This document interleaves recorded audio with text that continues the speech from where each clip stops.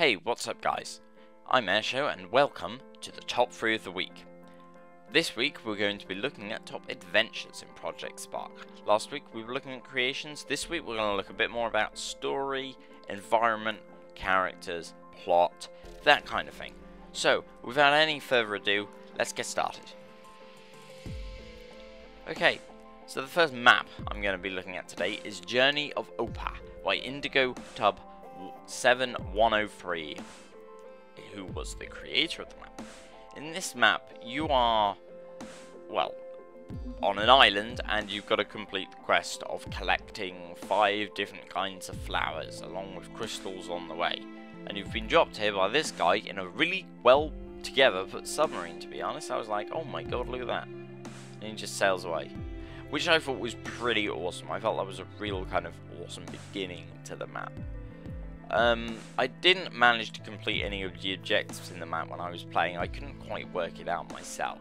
But the climatic sequence at the beginning, and these little sequences when you're looking at the signposts, I felt was really well put together. And it really felt like an immersive experience because of that. I also like the way the map is done itself. I think it's really well put together. I think, unlike some maps I've seen, there's a lot of thought put into how each bit of the map contributes to either an obstacle or contributes to progressing the story. I've jump cut this one just to show you a bit later in the game. Throughout the game you are obviously on this island doing jumping puzzles, trying to find these lotus flowers, I believe it is, and completing objectives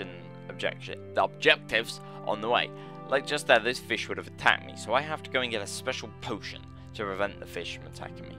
I thought that was a really cool idea, and that it would be cool if more quests had ideas like that. Again, the scenery, as I said, is really well put together. They really thought about what's going on and where it's going on to make it feel really cool at the end of it. I really like the way there's different sceneries as well. There's a snowy area there, and there's the grass area. I really think that's well done together. Good use of the new packs. Okay, so now we're moving on to the Barbarain Adventure. Barbarain Adventure by Heisenberg 88888, who is the creator of this map. This map is quite different to most maps. You play as a character called Rufus, and you're trying to become a barbarian. So unlike most maps where you're trying to kill the barbarians, you're actually trying to become one. So you start off by obviously killing a villager and looting his household, because what else would a barbarian do with his time?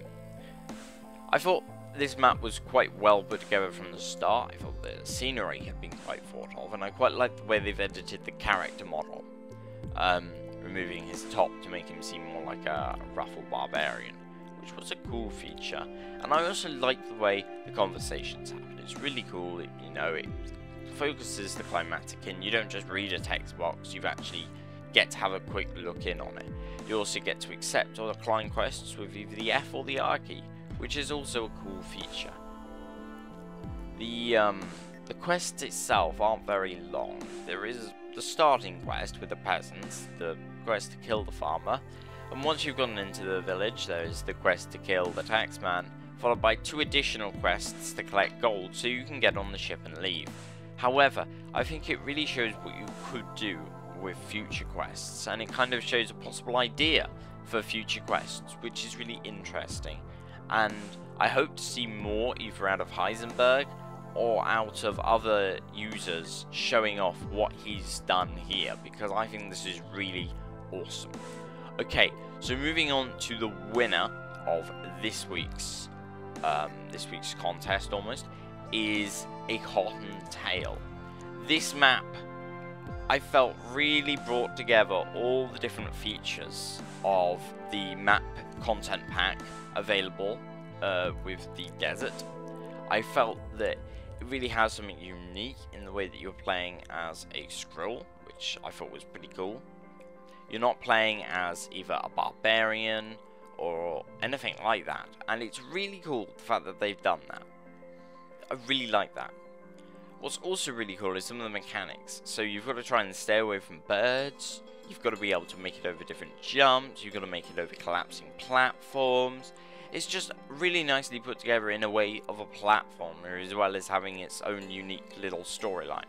And as I said, the scenery in this map is absolutely superb. I almost felt like I was running through the showcase for the desert map. It was that good. And it really does instruct you on how you're meant to be playing the game. It has a few pointers. It even helps you do a double jump here, as you can see. Jump, jump, which is pretty awesome if you ask me. So this map definitely had to come first, because it had one of the coolest and most unique ideas, and it had one of the most challenging almost gameplays. I mean, just there I can't make it for all the jumps. When I played before I was quite good at it, but apparently I'm no longer very good at this kind of game. The end of the level is a bit confusing. I wasn't quite sure what to do with a farmer, and I died there, and there wasn't really anything I could do about that because I wasn't sure how to complete it. I'm sure it's not that difficult, but I myself couldn't work it out. Maybe I'm just an idiot. Maybe someone else can work it out.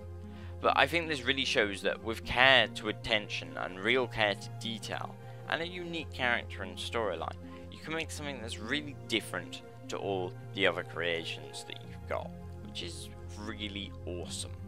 And I hope to see a lot more adventures built on that kind of fact. Okay, so that just about rounds off this week's episode of Top 3 of the Week. We had some pretty awesome ones and some pretty awesome ideas this week that I think could really be built on in future, both making adventures and scene maps. So I hope you enjoyed this week. I hope you go and check out the maps for yourself. At least this time there's actually a story to go and play. And have a go at them yourself. And remember, most importantly, keep creating, and I'll see you all next time.